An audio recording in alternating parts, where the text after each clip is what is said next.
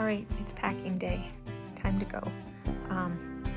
As I've probably already said, we're taking Southwest, and so we're allowed two luggage, like suitcases, up to 50 pounds.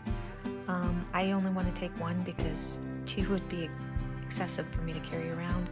We're allowed a carry-on bag and a personal item. Let's get going.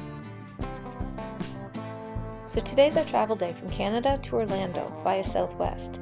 This was our first time flying Southwest, so we learned a few things. If you want to know what it's like flying from Buffalo on Southwest, then here we go. So as Canadians, we never know how long the border is when crossing, so we gave ourselves plenty of time. Today we only had about a 30-minute wait at the border, so we arrived at the parking lot early.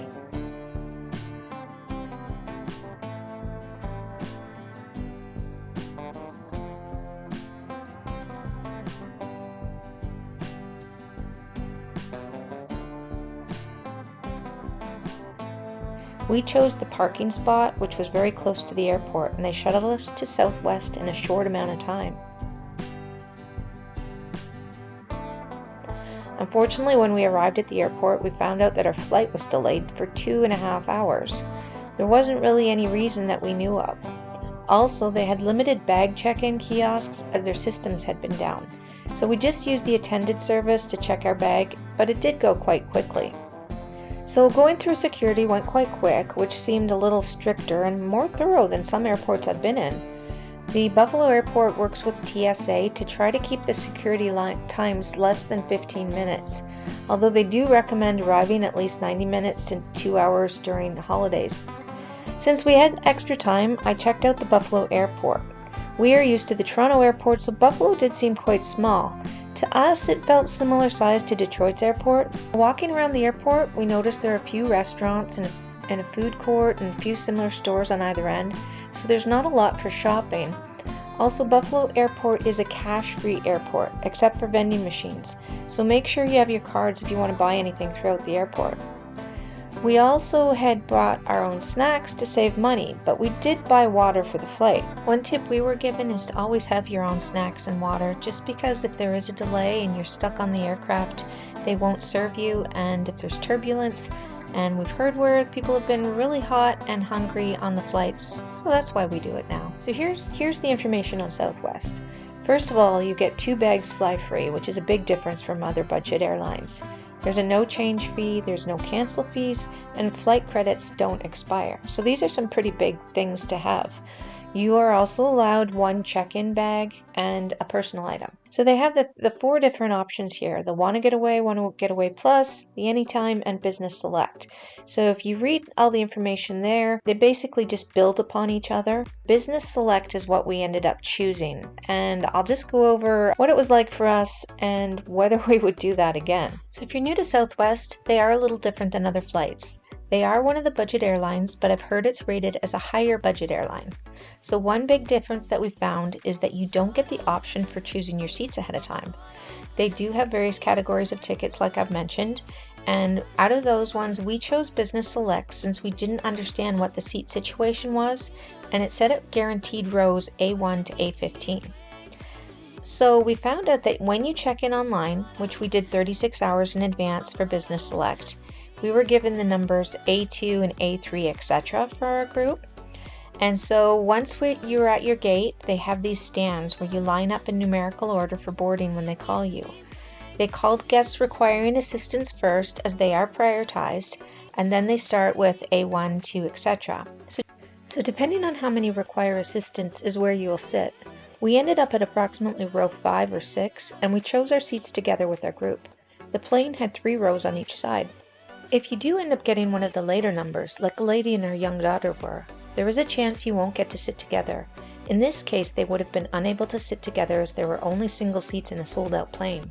Due to the age of the daughter, the flight attendant did announce the situation to see if someone was willing to move, to allow them to sit together, and it did all work out. Once on the plane, we found out that there was plenty of legroom.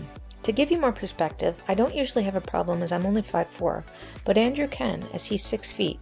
And he still had space. The seats were not wide though. They're only 17 inches, but you can keep up the armrests if it's your group in the row, which did give us more space. Although Business Select fare does not have larger seats, they do offer free Wi-Fi on board, 1 alcoholic drink when flying 176 miles or more, and more points.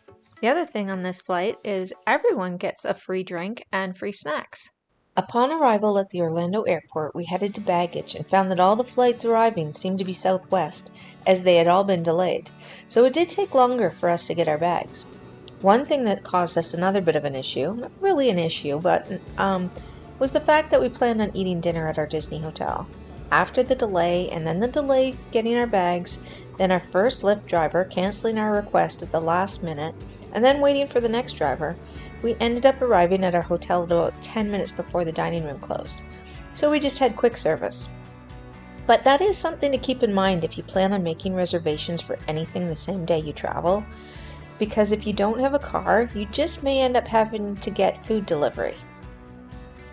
So as we head home, I wanted to tell you a few things about Southwest that we found out, and I'll walk around the terminal just to show you what it's like as I do. It's a little bit different than the terminals we're used to.